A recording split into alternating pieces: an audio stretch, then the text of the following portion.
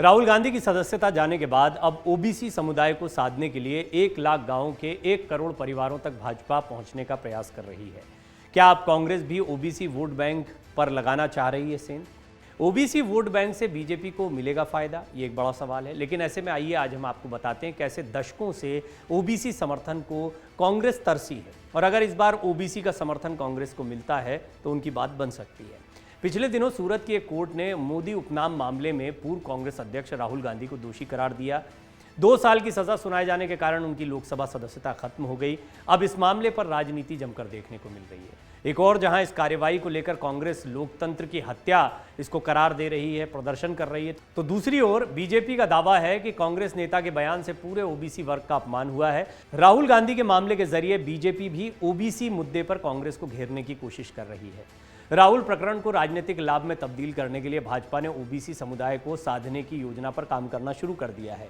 OBC समुदाय को साधने के लिए बीजेपी 6 अप्रैल से 14 अप्रैल तक गांव गांव चलो घर घर चलो अभियान शुरू करने जा रही है। इसके अंतर्गत देश के 1 लाख गांवों के 1 करोड़ ओबीसी समुदाय के घरों तक पहुंचने का लक्ष्य रखा गया है।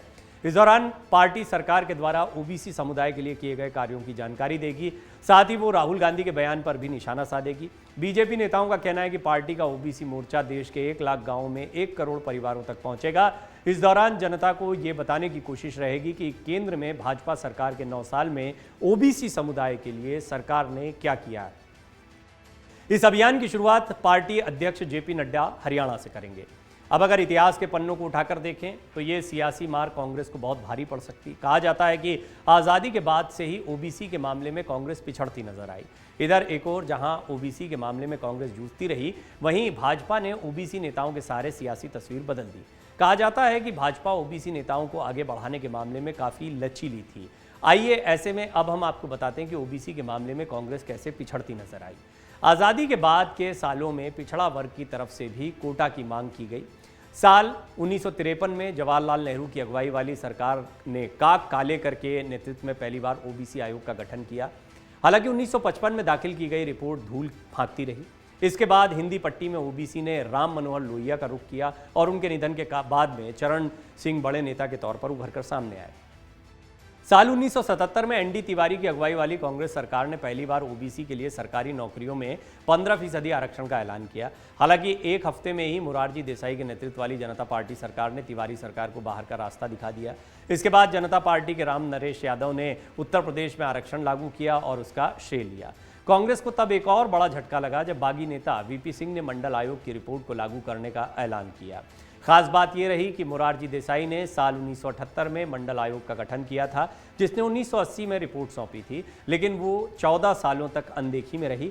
उस दौरान अधिकांश समय केंद्र में कांग्रेस की सत्ता रही। आइए अब हम आपको बताते हैं कि बीजेपी ने कैसे खेल को बदला।